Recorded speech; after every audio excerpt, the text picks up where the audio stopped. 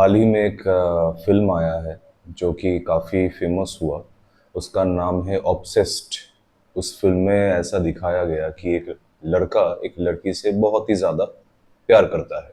One sided love जैसे होता है। तो उसके पास एक जादुई स्टिक आता है जिसको तोड़ने के बाद वो कुछ भी मांग सकता है, विश मांग सकता है। तो विश में उसने ये मांगा कि वो लड़की जिसके ऊपर इसका क्रश है, वो क्रश इसको बेहद प्यार करने लगे। तो ये पूरा फिल्म उसी पे आधारित होता है और कैसा उसका ये विश मांगना उसी पे भारी पड़ता है। और लड़की इतना ज्यादा उसके लाइफ में ऑब्सेस हो जाती है, उससे ऑब्सेस हो जाती है कि उसका जीना जो है एकदम नामुमकिन बन जाता है। तो वो खुद बाद में लड़की से पीछा छुड़ाने के लिए भागता रहता है, लेकिन वो भाग नहीं पाता है। तो ये पूरा फिल्म उसी पे आधारित है। अब आते हैं रियल लाइफ स्टोरीज पे।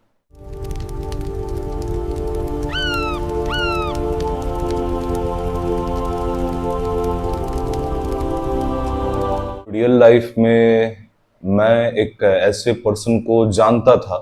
बहुत पहले की बात है, जो सीनियर था मुझसे काफी ज्यादा, और उसका बिहेवियर भी जैसा था, एक प्रॉपर मैस्कुलाइन मैन का जैसा होता है। एकदम फ्री, एकदम ओपन टू ऑल, हर चीजों में पार्टिसिपेट करना। एंड एट दैट टाइम जब मैं उनसे मिला था, he was a father of a small girl.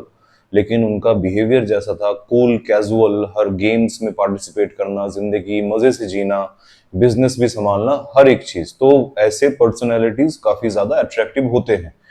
ऐसा नहीं है कि वो थोड़ा सा उनका एज हो गया है तो वो बिल्कुल ही उसी तरीके से ढल गए कि अभी तो हम न्यूज़पेपर पढ़ेंगे और रात को बैठ के समाचार देखेंगे और सीरियल देखेंगे अपने बीवी के साथ। बिल्कुल ऐसा नहीं था। वो यंग लोगों से घुलता मिलता रहता था अच्छे तरीके से। तो मेरे लिए तब के टाइम पे वो सीनियर जो था, एक प्रॉपर होता है कि जिसको मैं देख के फॉलो कर सकूं, ऐसा कैरेक्टर था। अच्छा हुआ फॉलो नहीं किया, क्योंकि बाद में मैं आता हूं कि क्या हुआ उसके बाद।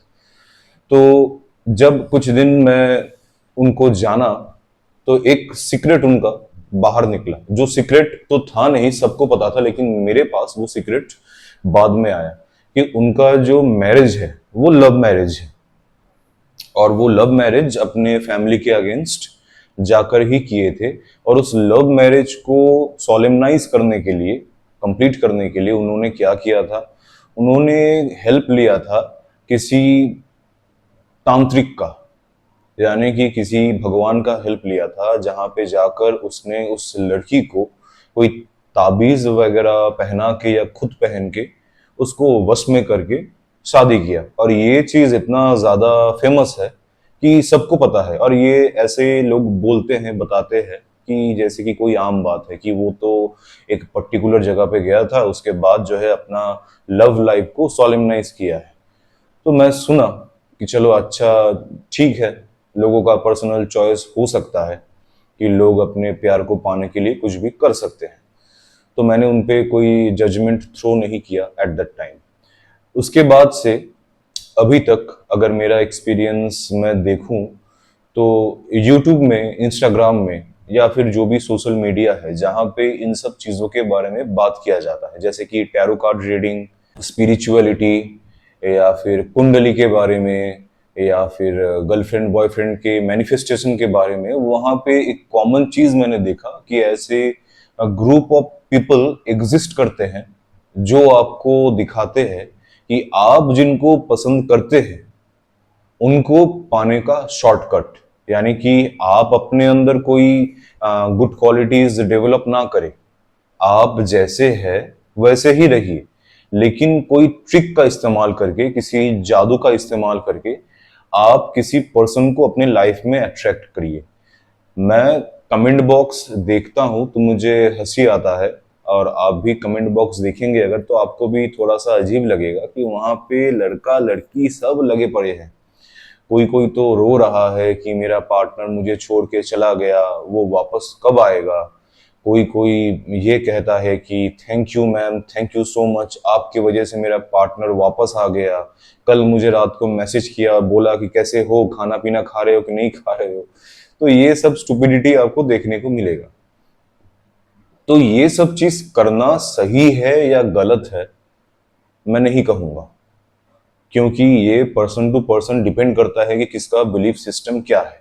आप बिलीव इन चीजों पे कर भी सकते हैं या फिर नहीं भी कर सकते हैं। लोग तो टैरो कार्ड निकाल के दिखाते हैं कि देखो तुम्हारा पार्टनर जो है तुम्हारे बारे में सोच रहा है ब्रेकअप होने के बाद, और वो बहुत ही अच्छी लड़की है या फिर अच्छा लड़का है, उसके लाइफ में कोई थर्ड पर्सन आ गया जो कि उसको बहका के लेके चला गया, लेकिन दिल में अभी भी तुम्हारे लिए जगह है और वो सोच रहा है या सोच रही है तुम्हारे लाइफ में वापस आने का।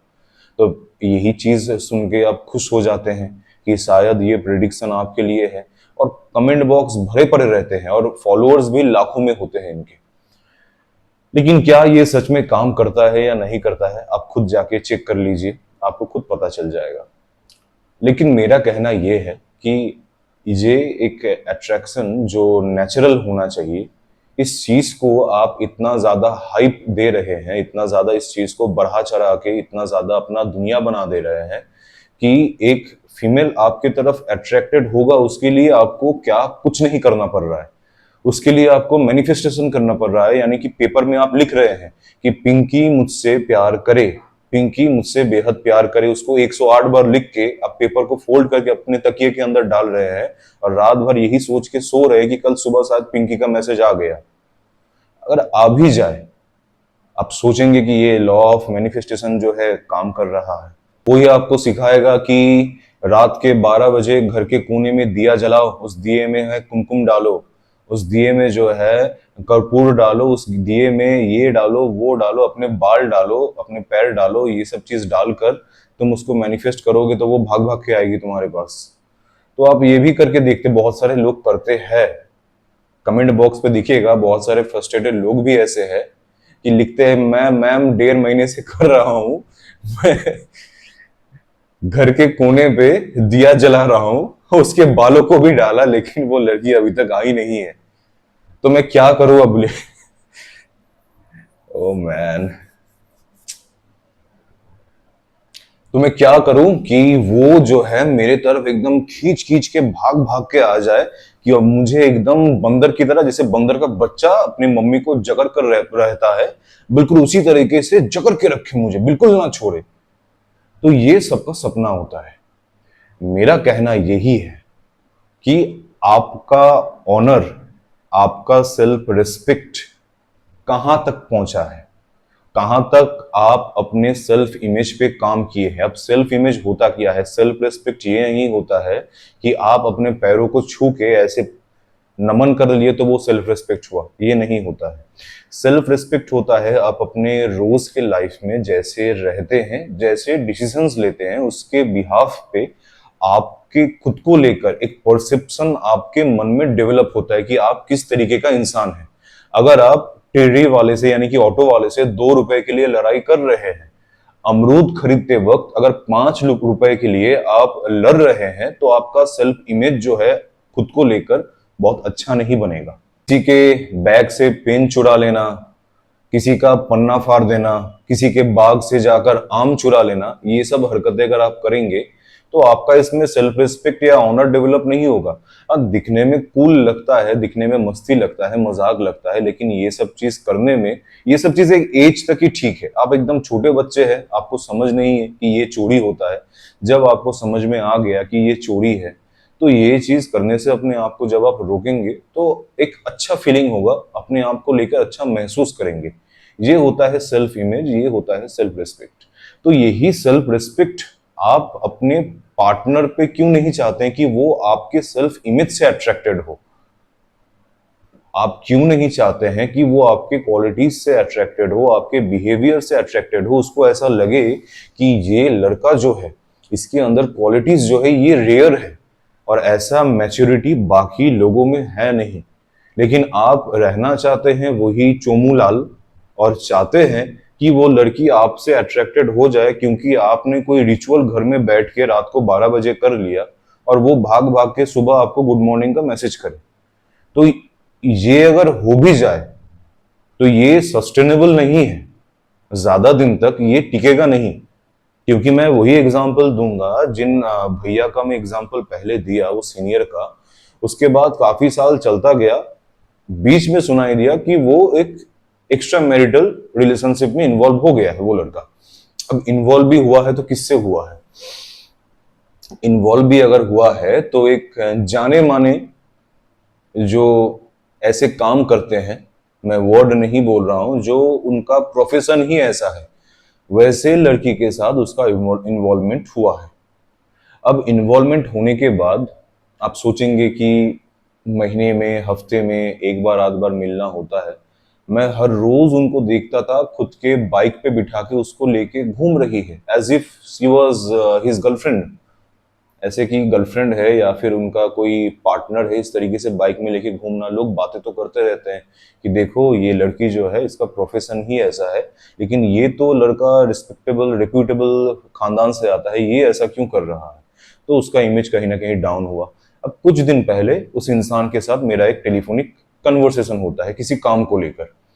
तो मैं एक चीज नोटिस करता हूँ, काफी साल पहले उसका जो एक बात करने का तरीका था, बिहेवियर था, और आज के टाइम जब वो मुझसे बात किया, उसमें जमीन और आसमान का फर्क है। यानी कि वो जिस तरीके से बात कर रहा था, जिस तरीके से इमोशनल रिस्पॉन्सेस दे रहा था, लग नहीं रहा था कि उसका एज इतना ज्यादा है, उसका मैच्योरिटी इतना ज्यादा है। एकदम बच्चों की तरह बातें कर रहा था और इमोशनल रिस्पॉन्सेस दे रहा था। तो तब मैं समझ गया इसका जो है इमैस्कुलेशन हो चुका है उस फीमेल के साथ, प्रोफेशनल फीमेल के साथ रह रह कर। तो सेल्फ इमेज आपका इतना स्ट्रांग होना चाहिए कि आप किसी के पीछे भागे नहीं किसी को पाने के लिए।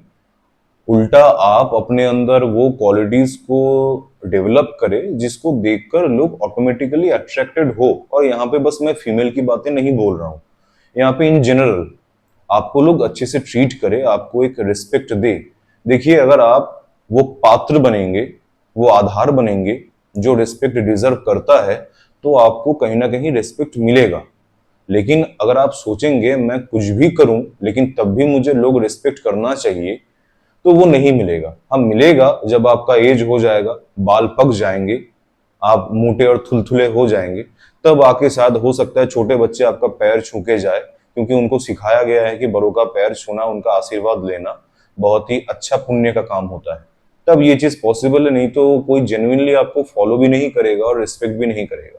मैं कहता हूं आपका सेल्फ इमेज इतना ज्यादा स्ट्रांग होना चाहिए कि आपको अंदर से वो चीजें खले। जब आप किसी लड़की को किसी का प्रोफाइल पिक्चर देख के आपके मन में बबल्स फूटते हैं, प्यारे प्यारे तितलियां उड़ते हैं कि इस लड़की को मैं कुछ ऐसा मैसेज करूं, इसको हाय लिख के भेजूं। नहीं, हाय नहीं भेजते हैं, क्योंकि हाय तो सब लोग भेजते हैं। इसको एक शायरी भेजूं मैं, उसको पूछूं मैं, तुम क्या करती हो, तुम कहाँ रहती हो, your picture is good, you are a nice looking person, ये सब कमेंट करूं, उसको फ्रेंड रिक्वेस्ट भेजूं। तो मैं बताऊं, ये चीज ना आपको थोड़ा सा खलना चाहिए। किसी अनजान इंसान से, जिसको आप जानते नहीं हैं, वो कैसा है, किस तरीके का इंसान है, उसका सोच कैसा है, कैसा उसका लाइफस्टाइल है, बिना जाने बस किसी का पिक्चर देखकर आप लग गए रिक्वेस्ट भेजने, तो तुरंत वहीं पे आप जो है अपना बेगर मेंटेलिटी जो है, भिखारी वाला मेंटेलिटी दिखा देते हैं। यानी कि आपका सेल्फ इमेज, आपका जो रिस्पेक्ट है, ऑनर जो है, अभी तक आप इतना बनाए नहीं है कि किसी और को आप अट्रैक्ट कर पाए। क्योंकि दुनिया में तो यही सिखाया जाता है कि फीमेल कभी अप्रोच नहीं करते हैं, मेल को ही करना पड़ता है, मेल को ही आगे बढ़ के बोलना पड़ता है। लड़कियां तो बातें दिल में छुपा के रखते हैं, लड़कियों से तो कुछ नहीं होता है। लड़कियां बस लड़ाई कर सकती है, झगड़ा कर सकती है, या किसी को ब्लू ड्रम में या पहाड़ में ये सब चीज कर सकती है, लेकिन प्यार का इजहार तो वो कर ही नहीं सकती। तो इन सब फालतू चीजों पे फोकस ना देकर मुझे लगता है कि आपको अपने ऑनर, अपने रिस्पेक्ट पे फोकस देना है, उसको डे बाय डे बिल्ड करना है।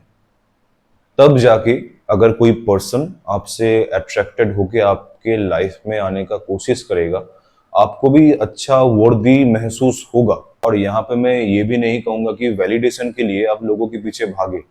दिन ब दिन आप ग्रो करे, लेकिन आप लोगों से मत पूछिए, लोगों को जाके मत बताइए कि मैं ये सब चीजें कर रहा हूं। अब मेरे सर पे थोड़ा सा हाथ रख के बोल दीजिए कि Tommy you are a good boy. तो ये करने का भी जरूरत नहीं है। ये खुद ब खुद आपको महसूस हो जाएगा। यानी कि जब आप ऑनर को फॉलो करते हैं, अपने सेल्फ इमेज को लेके चलते हैं, तो वो सेल्फ वैलिडेट ही होता है।